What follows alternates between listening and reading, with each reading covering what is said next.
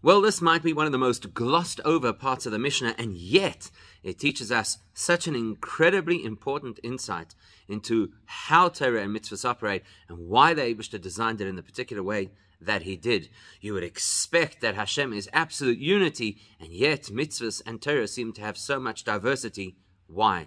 So what's that glossed over quotation? Rabbi Chananya ben Akasha said that the Eibishter wanted literally to generate merit for the Jewish people. Therefore, he increased the amount of Torah mitzvahs that we have. As the pasuk says, Hashem that Hashem desired His righteousness, Yagdil Torah v'yader, and therefore He designed the world in such a way that the Torah increases and adds more value. So then, Maimon from Rabbi Chananya ben Akasha, we know this statement from Rabbi Chananya.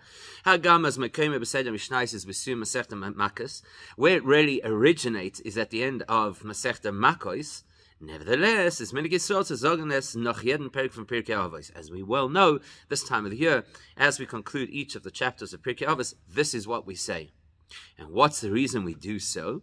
Rashi gives a reason. Because it has assumed it has a beautiful conclusion, it's a nice message. So therefore, that's why we chose to say it at the end of each chapter. And also because you don't say Kaddish after a Mishnah, you say Kaddish after Agada, which is more the allegorical part of Torah. Okay, so why do we say Rabbi Chananya? Because it's a beautiful message. There has to be more to that. Considering that everything in Torah is absolutely precise, including something which is only a custom, but there's no such thing as only a custom. A custom is part of Torah.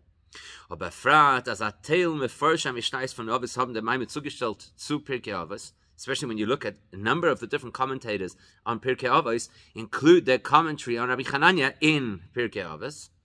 That's where they explain it. There must be a connection between this statement of Rabbi Chananya and Pirkei Avos, and we need to understand what that connection is. Now, part of that understanding will depend on not only the way we conclude each parak of Pirkei Avos, but the way we begin each parak. We also have a custom, as far as the parak in Pirkei Avos, the Mishnah Kol Yisrael Yeshlam Chelek Le'Elamah B'Chulei. Before starting each chapter, we also quote from Sanhedrin, the Mishnah that says, every Yid has a portion in Olam Haba. A Mishnah Masechta Sanhedrin. There is a certain shared theme between the Kol Yisrael Mishnah from Sanhedrin and the Rabbi Chananya Mishnah from Makos. The fact that we say them beginning at the end of the Pirkei of Pirkei Avos is not accidental. They share a similar theme. What's the theme? Each one of them expresses the greatness of the Jewish people. In the Mishnah Kol Yisrael, in the first Mishnah that we say before Pirkei Avos, we express as that we are the product of Hashem's hand, the so-called growth of His planting. And in the Mishnah from Rabbi Chananya ben Akasha, as the Rabbi from Torah mitzvos is Tzulib Eden. And the Mishnah we say at the end of each parak from Rabbi Chananya illustrates that the whole purpose of all of Torah mitzvos is for us. So they both illustrate the greatness of the Jewish people. As we say, that because the Eibishter wanted us to have merit, therefore He increased Torah mitzvos. So it seems like a very clear theme. We're talking about the greatness of the Jewish people. We've got to drill down deeper than that. We have to understand. Pirkei Avos and Halten Ki Yadua, as we well know, Pirkei Avos concentrates on Hayrois und Hanhogos and Midas Tovos, instructions and guidance on how you should develop personal character, bis Midah de Chasidusa, to the extent that, as the Gemara calls it, it's words about how to live beyond the requirement of the laws of Torah. So we have to ask ourselves, if you're talking about character development, how we should be menschlich, why is this the place that we speak about the unique greatness of the Jewish people? So sein verstandig weg mit dem Bir in unserer Mishnah to get to answer that core question, the greatness of the Yid and how it relates specifically to character development and menschlichkeit, we'll have to understand what the message of our Mishnah is in order to explain it, and we'll raise a few questions. First, we're going to look at an interpretation of the Bar Tanura, then of the Rambam, and then we'll ask some questions. So the Bartanura is meforish. This is how the Bartanura explains Rabbi Chananya's Mishnah. What does it mean that Hashem increased Torah mitzvahs? What do you mean increased Torah mitzvahs? So it says, take for example the section in Parasha Shmini where the Torah tells us, don't eat these various creatures, these creepy, crawly creatures. So he says, why? The Bartanura says, why does Hashem do that? To give us additional reward by avoiding those kinds of animals. Now, it's natural that you're not going to go eat toads and rodents and lizards. So you wouldn't eat it anyway. Why does the Torah tell you that they're forbidden to eat? To add more schar, more opportunity for merit for us, that even things we would not normally have eaten now are considered a mitzvah. And you could apply a similar principle to learning Torah. And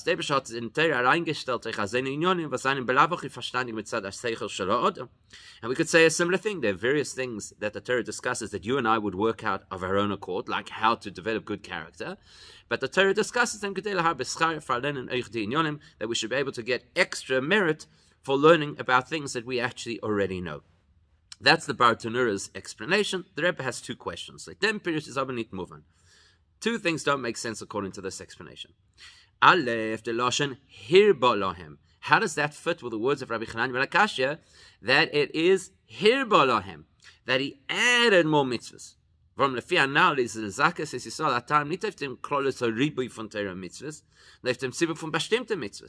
way the Bartanura is explaining it, it doesn't tell us why there is an increase generally in mitzvahs. It's why, it should have said, why did Hashem introduce certain mitzvahs? Certain mitzvahs are designed for schar. So the Bartanura doesn't seem to address the expression, hirba lahem, a mass, a large amount of Torah mitzvahs. Second of all, is the lashon lezakas es Yisrael. The expression to give us merit also doesn't suit the Bartanura's explanation. What does the Bartanura say? Hashem gave us mitzvahs that we would keep anyway so we could get more reward. So then it should have said, Hirbal and Torah mitzvahs, not lezakas es Yisrael, but something like to give schar to Yidden. Right? It could have been a different expression. So, therefore, we're not entirely satisfied with the Bartanura's explanation. Let's look at what the Rambam has to say. The Rambam is before Mishnah. Now the Rambam explains or the mitzvahs. Any time that you do one of the 613 mitzvahs properly,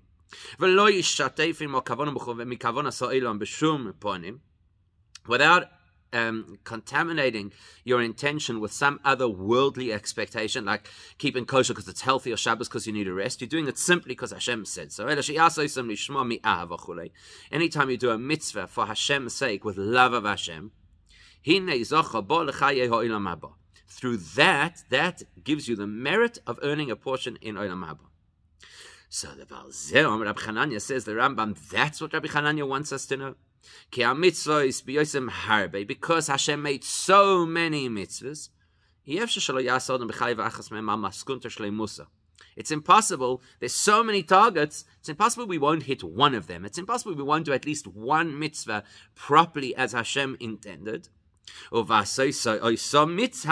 you do that one mitzvah properly, that's going to keep your neshama alive and get you into the next world. So here, Hashem gave us many, many choices.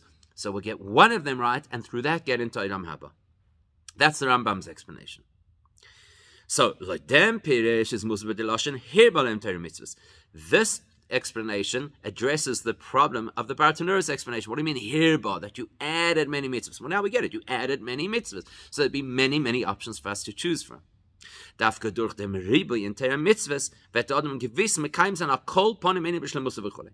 there's so many mitzvahs to choose from, it's a guarantee we'll get at least one of them right.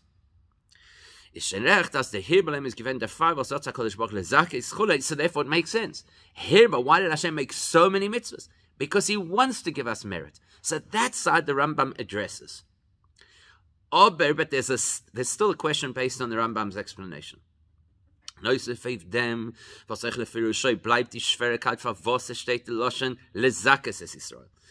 Rambam does not answer why the language use is lezakos, to cause merit,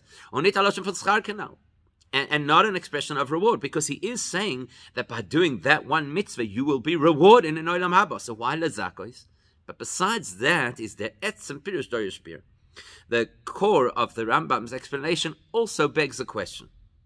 Because the Fipirush Kumtois, based on how the Rambam explains it, it emerges as in dominion for Hebrew and Torah mitzvahs, that this expansion of many, many mitzvahs and much Torah for us to have is nito kein maila le'atzmoi, doesn't have value in and of itself. Der Riboy in mitzvahs is nor a mittel an ihnen tofel zu lieb der ein mitzvah, was versichert as wird mekayim sein ein mitzvah, was kunter shlei musa. The way the Rambam's explaining it, there's 612 mitzvahs that are all there, so that you'll have the 613th mitzvah that you get, that you do right, that gets you into Olam Haba. So we're effectively back to square one. Why does he say hirba, that there are many, many mitzvahs? And why is the expression lezakos to bring us merit? Now, in addition to that, there are certain... So the fact that we have a question on the Bar Tanura and a question on the Rambam's explanations is one element of what we have to deal with.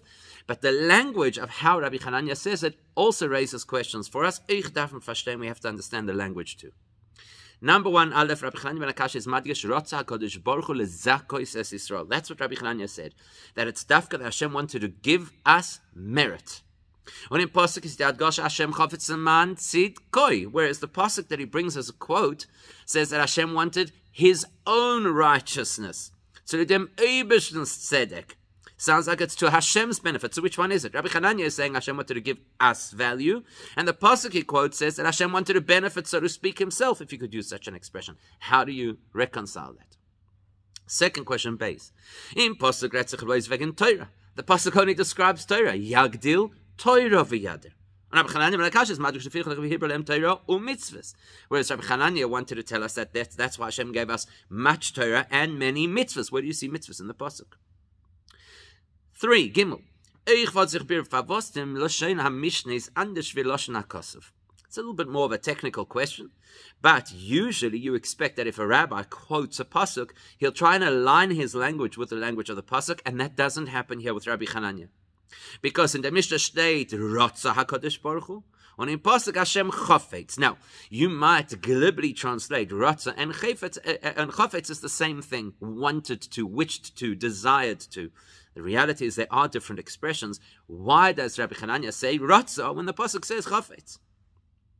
You could argue afalpi as lashon Torah la'atzmon lashon chachamim le'atzmon, that we know in various places the Gemara points out that the language of Torah is not the same style of language as the language of Rabbanon. Still, there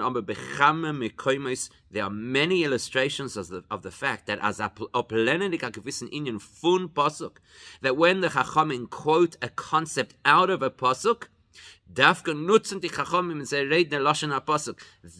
Chachamim will try use the same language that appears in the pasuk. Here's a couple of examples. In the mitzvos, with regard to Torah mitzvos and using similar words to what's here. What does it say? The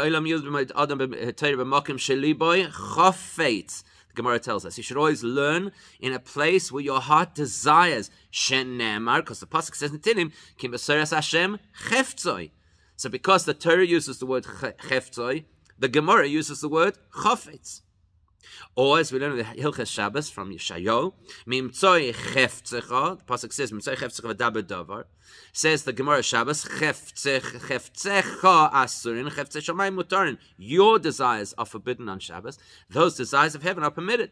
Again, we see that the Torah looks to the Chachamim look to align their language with Torah v'chama v'kayotze. Many other examples. Why does Rabbi Chananya not do that here? He says Ratza when he quotes a pasuk that says chafetz. Why? What's the difference between Ratza and chafetz, and why does he choose differently? And lastly, Dalet the Mishnah Zok lefichach hirbolem Torah mitzvahs. Rabbi Chananya's expression is that therefore Hashem increased the Torah mitzvahs for us. Was der Poshta Taich von Hirba Zariba in Mispar. The most direct translation of the word Hirba is to add more numbers. So that means that it's a ribui in kamos, right? Mispar v'kamos. It's an increase in quantity. Dagegen der Lashon HaKosef Horaya is Yagdil Torah v'yadir, which is Eichus Dika Groiskeit and Starkeit. Whereas the pasuk that he quotes Dafka emphasizes the increased quality of what's being shared. Yagdil Torah v'yader, that the Torah, the caliber of Torah that's being shared with us is a higher caliber of Torah. So what you should start to notice over here is Rabbi Chananya makes a statement that clearly is speaking about one issue, whereas the pasuk that he's quoting, although it's on similar lines, sounds like it's speaking about a different issue. And in order to understand all of that, we're going to address a big question. Why does Judaism have so much detail, so many mitzvahs, so many perspectives within Torah? So that is the pivot on which this entire answer will be explained. The fact that the Mishnah over here is discussing so many mitzvahs is it's not simply as you would understand, or even based on the Meforshim. We're not simply talking about the fact, oh, Hashem gave us 613 mitzvahs, and wow, that's amazing. So many opportunities to connect. Which obviously would imply quantitative increase.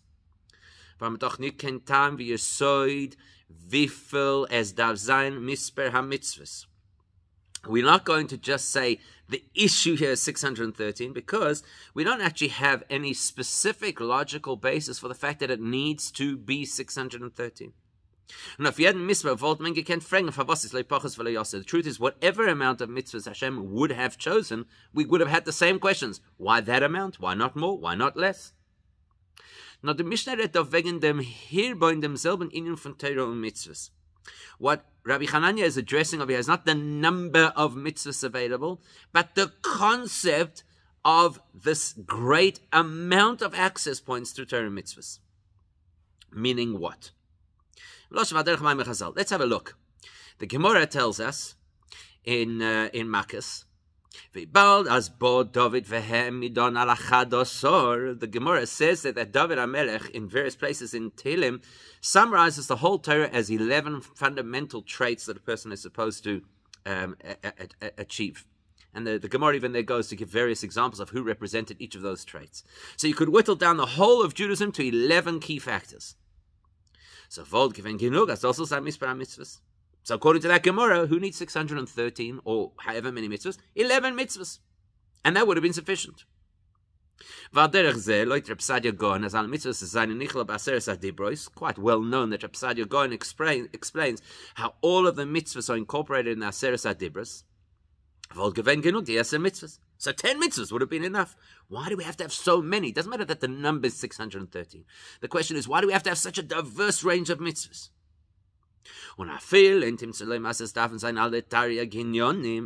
even if you'll say, because there's some kind of a spiritual reason why there have to be 613 facets to Judaism, so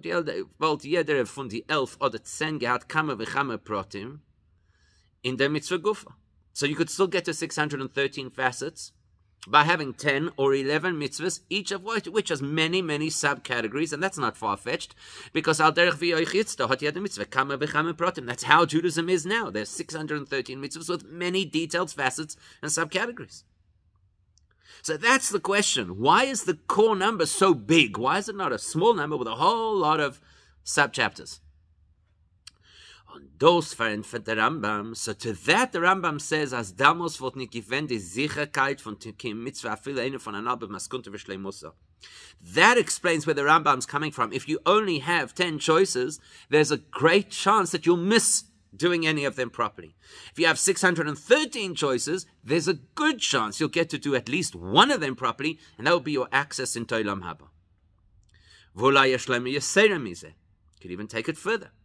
Durch Oiver sein auf ein Prat von die Mitzvah fällt in der Schleimes a Mitzvah. If there were only 10 mitzvahs with many, many, many facets, and you got one facet wrong, that entire mitzvah would be disqualified to an extent. And therefore, Chotchat Mekayim given alle ibrike pratim. So even if you did 98% of all of the details of one of those 10 or 11 mitzvahs that the whole of Judaism could have been built on, if you missed those 2%, the whole thing might have fallen to pieces. Let's take it deeper. Let's understand this from a deeper perspective. What are we looking for, and what would we expect within Torah? Jede mitzvah in Torah is anders von a zweite mitzvah und a zweiten inyan in Torah. One thing we need to know for sure is that every element of Torah is absolutely unique and independent of every, not independent, but different, distinct from every other area within Torah. And we'll use a few illustrations for this. In fact, sometimes one area of Torah is even opposite to another area of Torah. So, here's an example of what you see two completely opposite areas of Torah. Mitzvahs aseh and mitzvahs lo aseh. Some mitzvahs are about what you do, and other mitzvahs about what you don't do. That is a complete opposite approach. Chiyuv u'shlila.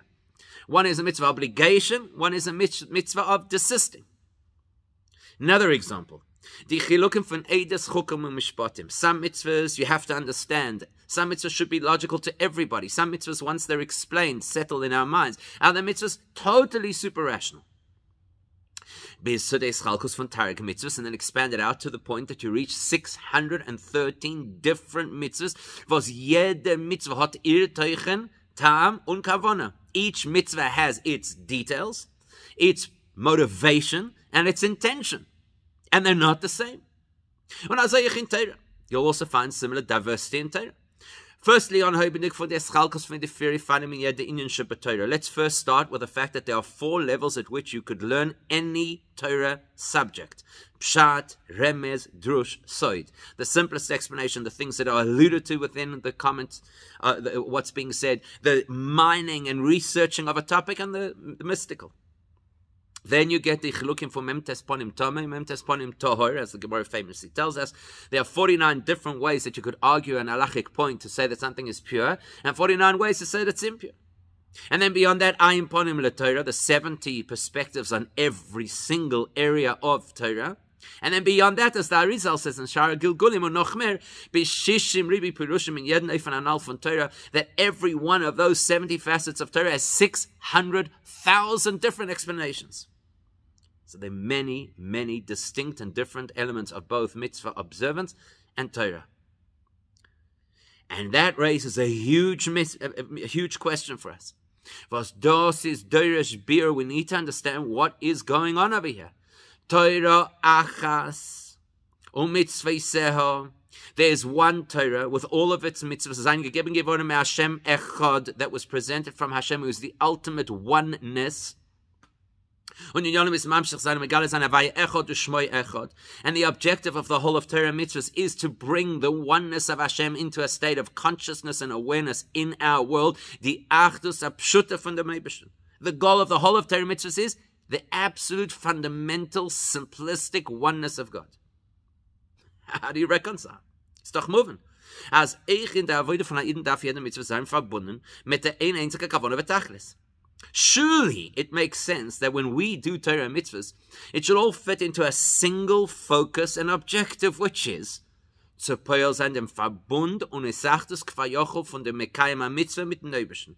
Why do we do all of the mitzvahs? For one purpose, to create a connection between we who fulfill the mitzvahs and the Eibishter who instructed the mitzvahs. Was is Achdus Apshuta, a connection between ourselves and absolute oneness. Likewise with Torah, what is the objective of Torah? That as we comprehend Torah, so we become one with Hashem, who is one. So the objective of the whole of Judaism, of Torah mitzvahs, is to establish and to achieve oneness. And likewise, the impact that Torah mitzvahs should have on us and our surrounds. The objective of Torah mitzvahs is to rip away the concealment of this world.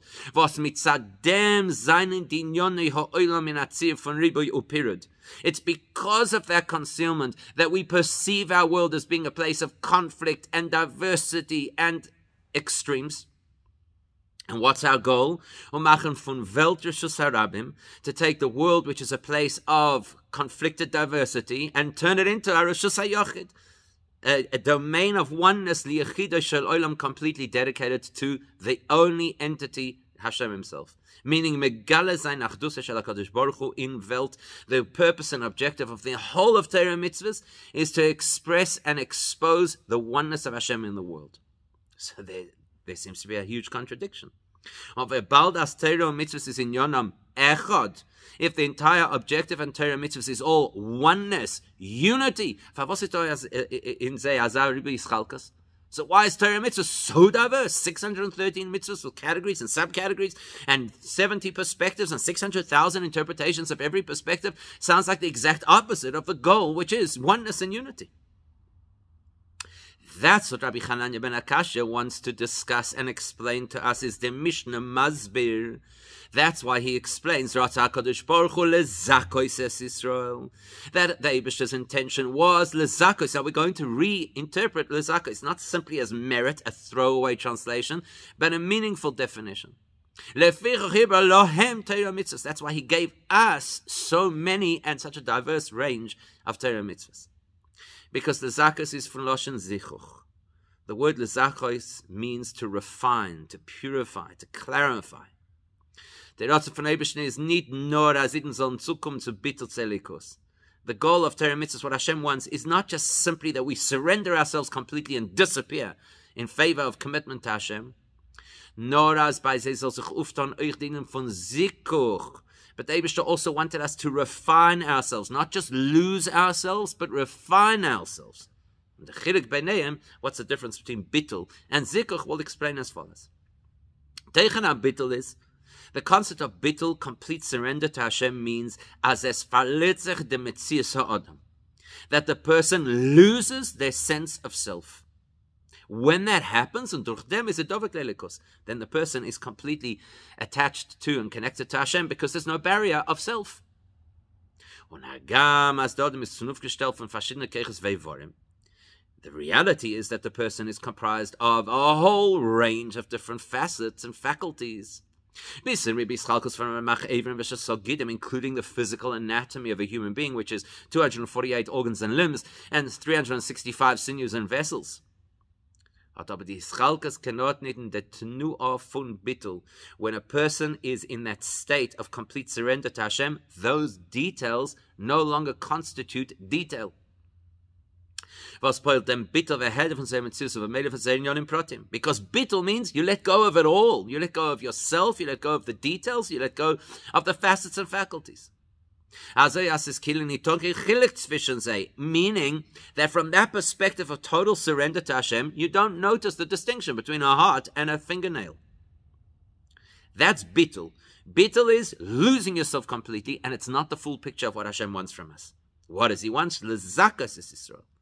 The union for zikuch is refinement, means as gufa. It means you as you are, evarov vigidov, with all of the faculties and all of the anatomical pieces of the person.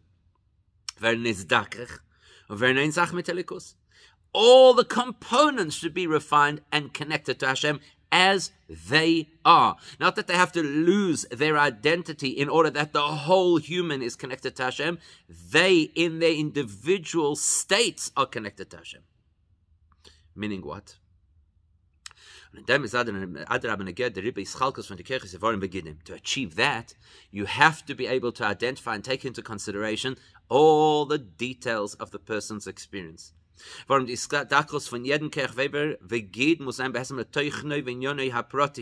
Because the specific refinement of each component of the human being has to be suited to the style and nature of that component. So what does the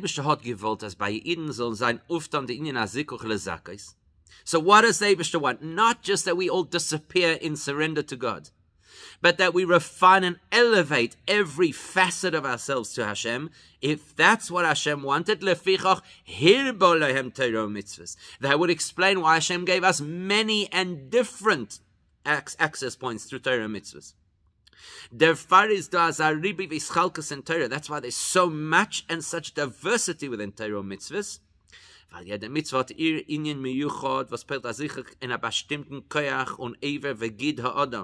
Because each mitzvah impacts one component of the person. Kashrus affects the whole digestive system. Tefillin affects your arm, your heart, your head, etc. And likewise, each mitzvah touches a different part of the world. Matzahs hit the fields of wheat, and tefillin elevates the skin of animals, etc. And likewise in Torah, as in Yonim Shenim Uchlokim in Torah, that all these diverse aspects, facets, subjects within Torah, impact different elements and parts of the intellect. The intellect is not homogeneous. There's a philosophical intellect, and a rational intellect, and a scientific intellect, and a poetic intellect. And the various components of Torah allow all of my intellect to be incorporated. So what's Rabbi Chananya's message? Yes, of course, in the broader sense, we all want to be connected to Hashem through absolute surrender and bittul. But the goal is to impact each component of ourselves and then of the world. And for that, you need a big range of experiences of Torah and mitzvahs to touch each element in its unique way. Now, we still have to address a question. One thing's not going to change. Hashem is absolute oneness. And if Torah mitzvahs come from Hashem, you would expect Torah mitzvahs to be like Hashem, absolute oneness. As in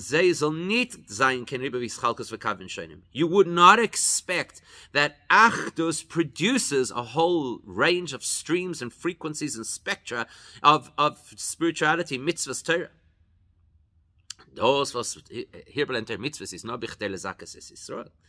And if anything, the only reason to have this whole plethora of different Jewish experiences is for our sake, not because the Eibishter is that way, because we need it.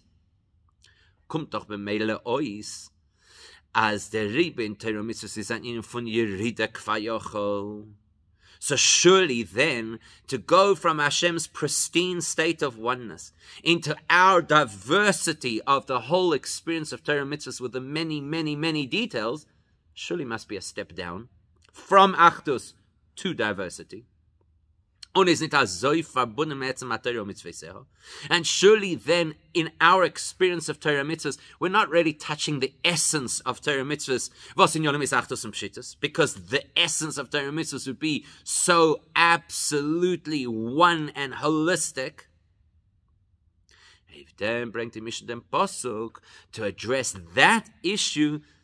Rabbi Chananya says, let me explain the pasuk. What's the pasuk? Hashem chavs man tzidka yagdol Torah v'yader.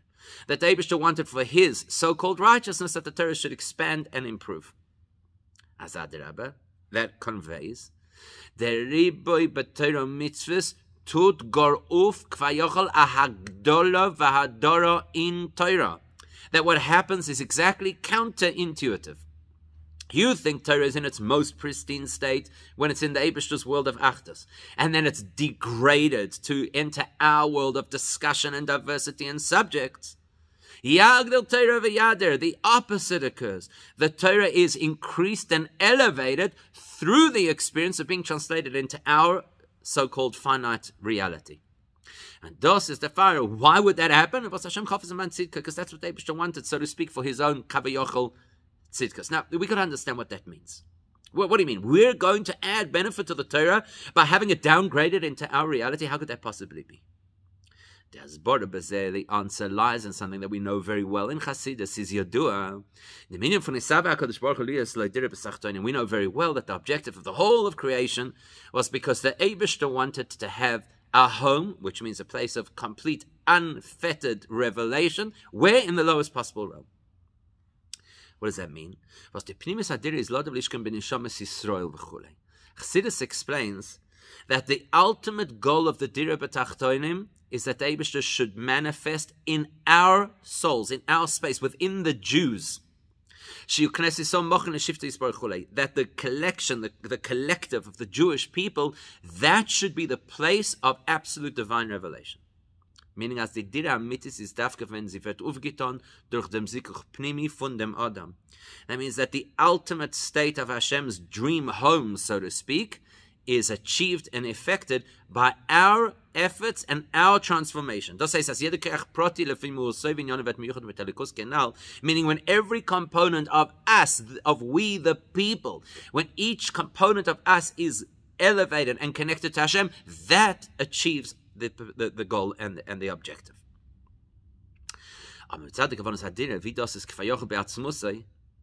But when you look at things as it sits, so to speak, in Hashem's essence, From Hashem's essence, it's no such thing as a contrast or a contradiction between multiplicity and unity. Because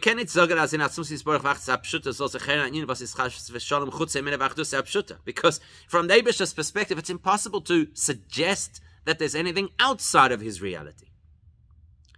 Where do you have the possibility of diversity? Not at the highest level. In other words, what does the Eibishter want? That it should be Direh B'Tachtonim. What does Direh B'Tachtonim mean? That every single facet should become an expression of godliness. But if I'm looking from the perspective of Hashem in his reality and perspective, there is no such thing as diversity in which to manifest and express himself. So where do you start to see diversity? Dafkin said Ishtalshlos. Once Hashem creates the hierarchical spiritual reality called Ishtalshlos, spiritual realms. But that's the reality where Hashem filters and restricts his absolute, infinite self and light. Where the Eibishter wanted it to express and happen through a series of 10 utterances, which are not just 10 utterances, but each one is comprised of many words, which are comprised of many letters. And through that, the world would exist. The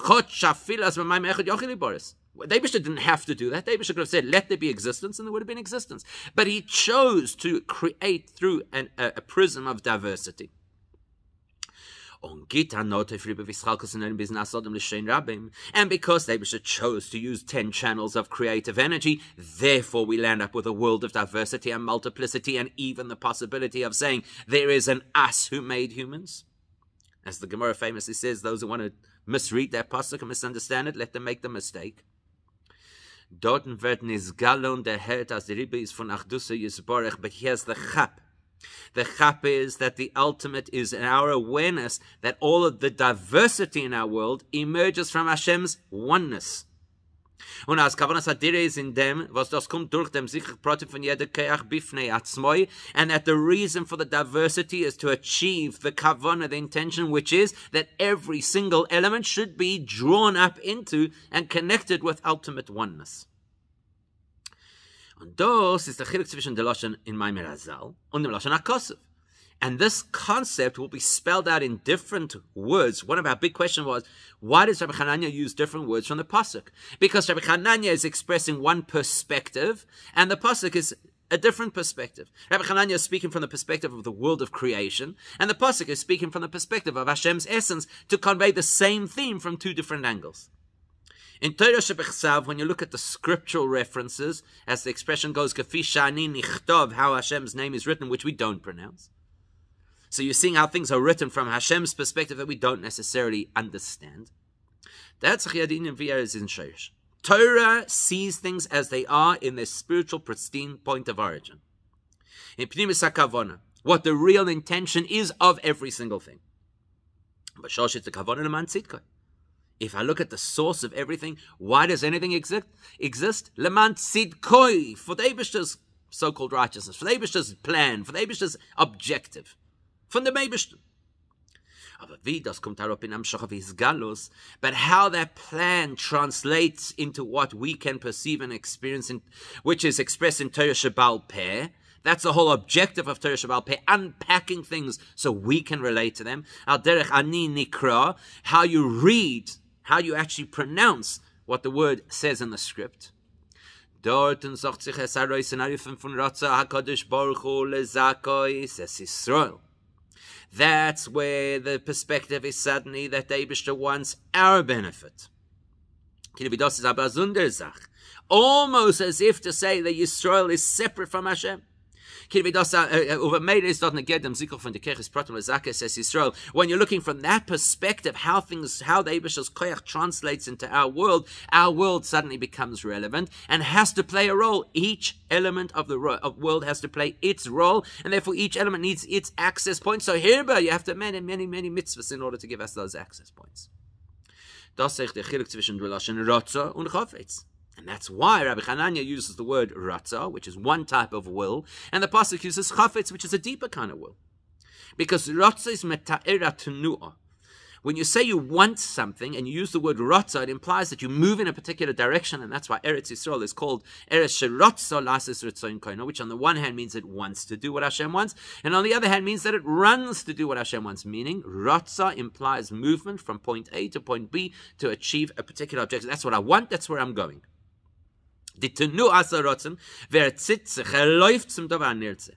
So that's why Rotzen is all about you move and you run towards your objective, whatever it is that you want.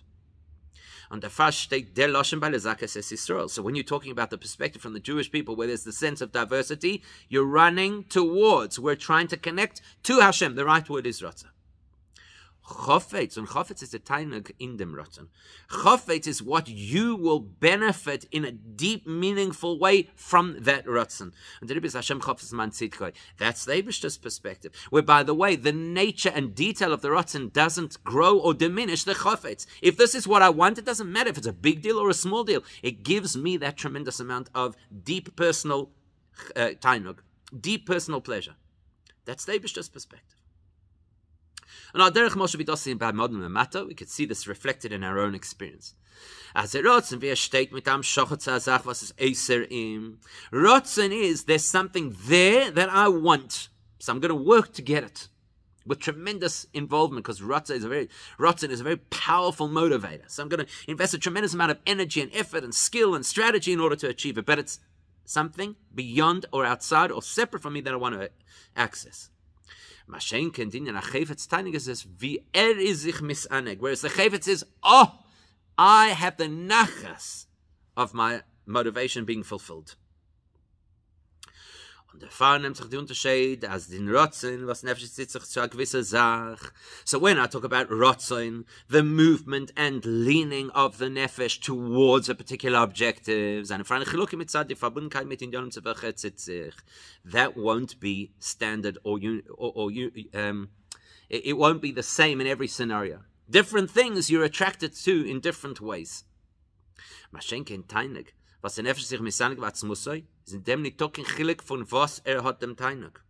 Whereas when you're talking about deep pleasure, what causes the pleasure is actually not relevant. If you wanted this and it was satisfied, great. If you wanted that and it was satisfied, great. Because that has nothing to do with the item or the objective, it has to do with me. It's what I wanted. So Rotza Kodesh Baruch Hu says Yisrael, when you're looking from the perspective of Torah and mitzvahs and how it benefits us, Rotza. Each mitzvah benefits us in a unique way. When you're looking from the Eibishter's perspective, that the Eibishter wanted Dira B'tachtonim, and specifically through the elevation of us, Chofetz, whether I'm today, right now, elevating this part of my personality or my intellect or the world, or that part equally gives him the same kind of tainug, because it's his objective that there should be Dira B'tachtonim.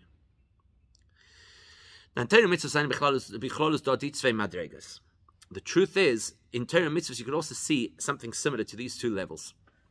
The Torah is Lamaila. There's Torah as it is in the higher spiritual, godly realm.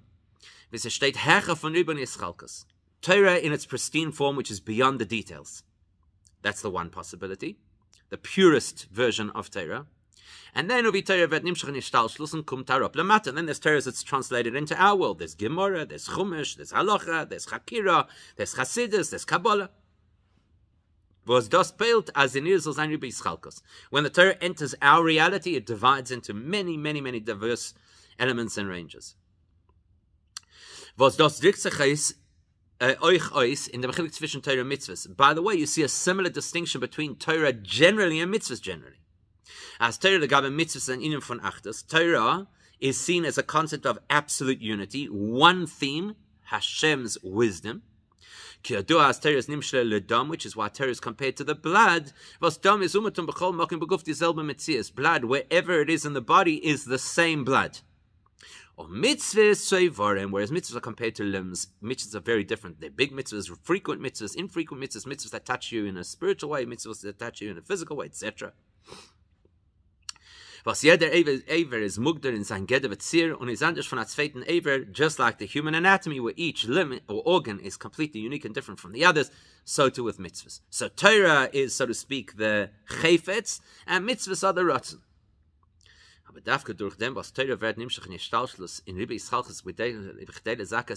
here's the chap. Specifically, once the Torah translates into our reality and offers us this smorgasbord of opportunities of connection, which is what the Eibishter wants at the deepest level,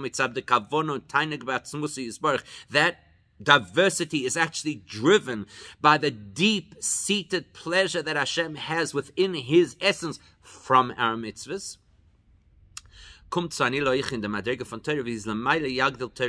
That is so powerful and impactful, our experience of Torah mitzvahs, because that matches Hashem's real desire, that it elevates even the Torah as it is on high. Yagdil Torah v'yadir. Meridos is in Torah l'mayla mitzad atzmo, that the Torah is now elevated to a state of qualitative increase beyond what the Torah was in its pristine original form. As David as the Sefer HaBoyer uses the expression that David HaMelech took the Torah and elevated the Torah to connect to Hashem. In Torah, meaning that we then imbue the Torah with infinite godliness. How? Through our experience down here on earth, learning and doing the various mitzvahs that we do. This explains to us why Rabbi Chananya's language and the pasuk that he quotes are different. In Torah Shebechsav, when you're looking from the perspective of the written Torah, there you experience and feel the Torah as it is in its most inclusive, pristine form. Was der Rabbi Zeichas in Torah Shebechsav seinen kol mitzvos, bein mitzvos asay, mitzvos lois asay, in stummis v'leim mefurashos u'gluyos v'yeduos. When you look in Torah, you don't have the details yet, whether it be a positive or a negative mitzvah. They told us in the most simplistic way without the details. Tie them on your arm. What's them? What color are the boxes? How do I know they have to be boxes? When do I tie them on my arm, etc. Whereas when you enter Torah Sheba'al Peh, that's when you get the detail, many details of every single mitzvah of Torah.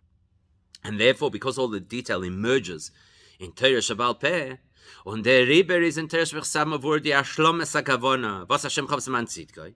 So therefore, Torah Shebechsav, the written Torah, tells us how you achieve overall Hashem's objective, Laman Tzidkoi, what Hashem really wants. How it appears in the original form within Torah.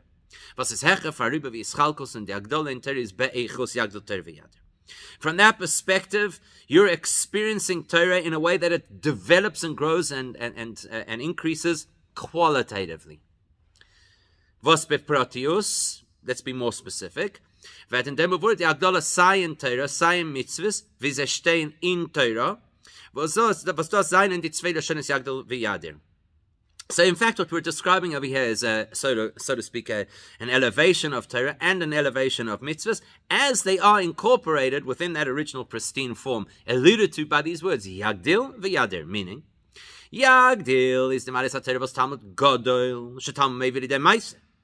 Yagdil tells us the power of Torah, as the Gemara tells us the famous debate, which is greater, Torah and mitzvahs, and it says Torah is greater because it brings the mitzvahs.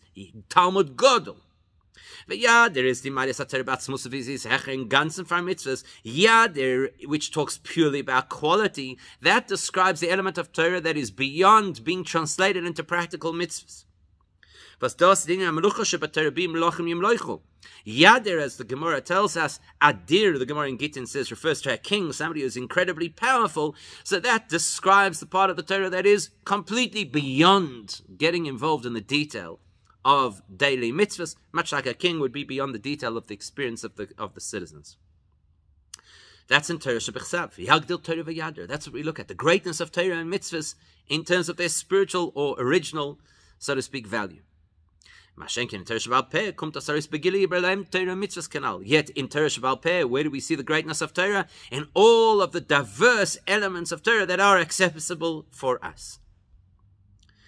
So what do we see? Rabbi Chananya is giving us dual perspective of the value of Torah mitzvahs. The Eibishter's perspective quoted in the pasuk, and our experience quoted in Rabbi Chananya's statement. This also helps us to understand why the pasuk is future tense. rather than past tense, which would have made a lot of sense, that Hashem wanted X, and therefore he did past tense.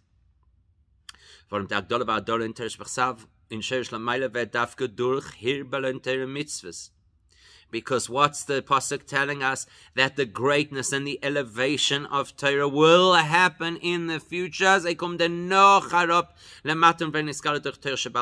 After the Torah has left its pristine form. So when the Torah is originally made, its greatness lies in the future. When it will be translated into human terms and into all the diversity, then Yagdil Torah v'Yadar, it will be elevated to its ultimate. The Yagdil in Torah tutzuchuf v'Yosid, Yagdil Torah v'Yadar, that's why it's future tense. Noch Reise kommt heraus von dem Remise bereits a Torah Shabbat und ihr Limud is maybe lidei Meise.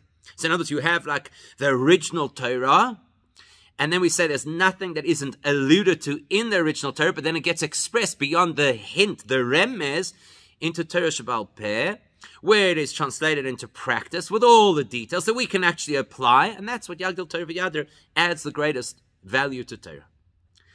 Und das ist euch matne mit dem Pirush HaPoshuv von Yagdil Torah v'Yadar, which of course dovetails beautifully with the simplest explanation of why it's in future tense. As das wird sein Yosid Love, that it's describing how things will be in the time of Moshiach. Weil amitis hagilu derfun wird sein, nachdem wie es wird sich ausführen, dem Minion von der Zakes es Yisrael, durch Himmel und Termitzvos bepeil, uveschlemes li Yosid Love. Because when will we see the ultimate, when will we experience, and when will the ultimate elevation of Torah be achieved? When we have completed our mission of Hirbelem Torah mitzvos.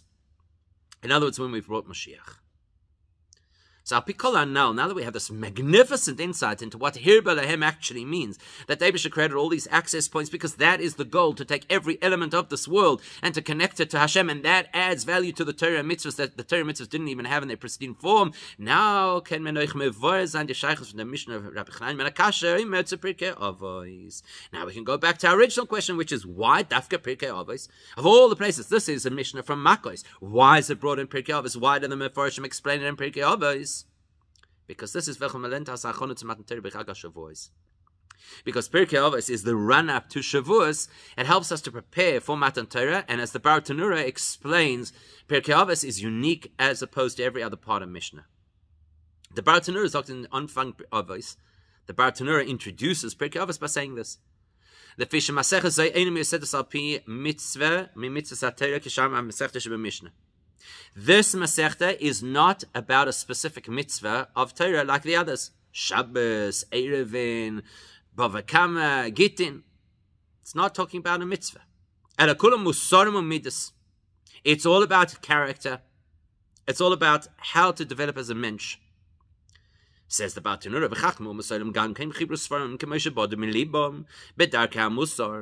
the nations of the world also invented their own human-initiated books of character development.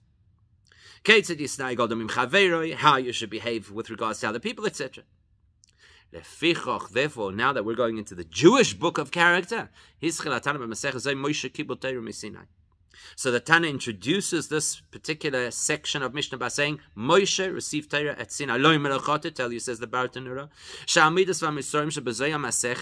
that the character development described in our Masechta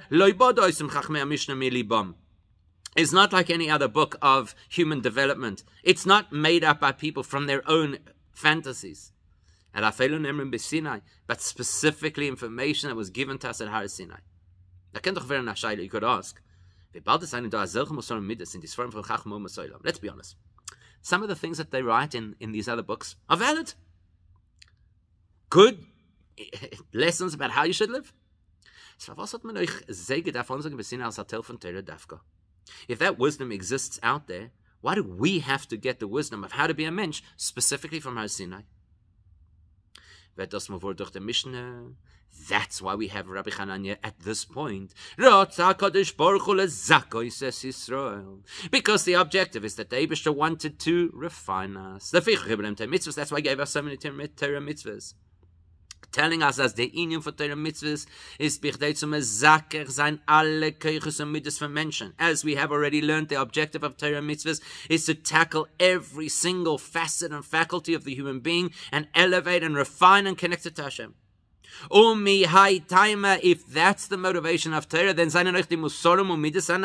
then also the lessons about how to be a mensch have to be gesagt geworden by Sinai. They had to have come from Sinai as a Chelek in Torah, part and parcel of what Torah is all about. Warum die Kavone is nicht nur zu mit dir sein Keitzer die Snai Godem im Chaveron. So that we would know that the objective of moral values or menschlichkeit in Torah is not just to know how to behave appropriately within society, nor beike zu poil sein dem Birrer v'zikuch von dem Midas, a fundamentally different approach. It's not just to be a nice guy, a moral citizen, but to refine and elevate every facet of our being. Was das kann sein dafke, wenn sie sein Nichle in Hirbelem Torah mitzvos, which can only be achieved through a connection of mitzvos and many mitzvos at that. Was dafke demot haben sie dem Kerch zum Mesakech sein dem Midas und Kerches Protemas sie sollen werden keinem Zelikus, because that's the only way it is possible to turn character into channels of connection to Hashem. You want to be a nice guy? Great, there are many books. You want to be somebody who's a channel of connection to Hashem? Then your menschlichkeit has to be guided by Torah. Und es noch mehr maßbar sein, als in Jonah von Torah suppose sein dem sich Hamidus Vakeches von einem Menschen, and to explain this even clearer to us, that the objective of human growth and development as a Jew has to be completely connected to Torah mitzvahs, and therefore connection to Hashem. So let's say this. If we were talking about the faculties of the neshama, we'd understand why it has to be linked to Torah. Warum der Shorish HaNeshama is Hecha von Shorish HaTorah? Because as we well know, the original root level of our souls is beyond the root level of Torah itself. Vi Chazal Zogen, as the very famous statement of Chazal in the Medrash, that the thought and intention to create Jewish people precedes everything that exists, Torah included. And as we well know, the Torah is written as an instruction manual to a group, an audience that already exists. But in this section, we're not talking so much about the neshama and its faculties. We're talking about practical things. Here we're talking about how does a person refine, elevate, and transform the various elements of their mundane self, their ordinary self, their animalistic self. To the point of how do you refine the physical body, was bechetzenis is a nit anders für the guf von einer Yehudi, which physically looks no different to the body of any other human. As the Inyan und Tachlis von Torah b'maylos ochin neidles, es mevar sein die Kirche mitzvos von guf und nefesh abamis. How can you say Moshe kibel Torah misinai? That the goal of Torah coming from on high is specifically that we should be able to touch the physical. That's why Torah came from on high. Therefore,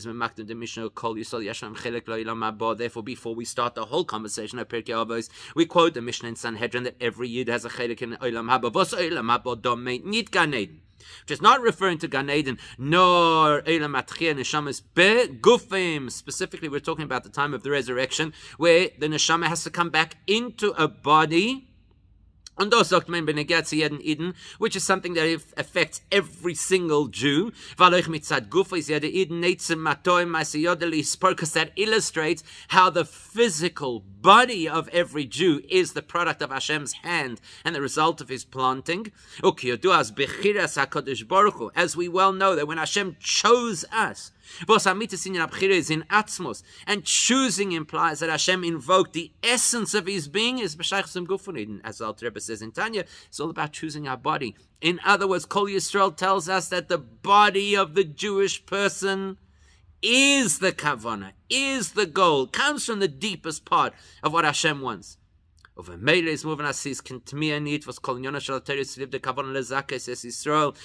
why it's no surprise that Torah, as powerful, pristine, beautiful, elevated, sublime as it is intended for what?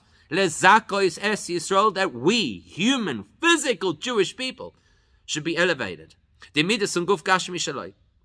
Our character and our physical body should be refined and elevated. That's the goal of the Torah. And when we, in our human, physical form, when we are refined and elevated, that brings Hashem's deepest desire and nachas and pleasure into the Torah. Was in atzmusa yizbarech, the essence of Hashem, the essence of Hashem's desire Es ved yagdil Torah v'yader, to the extent that it even elevates, increases, and improves the Torah itself. So mitzvah Hashem, we should be zoiche to yagdil Torah v'yader in the future tense, but not the long distant future, the future that should happen in the next moment with the revelation of Hashem's essence and the ultimate Dira B'Tachtonim with Mashiach now.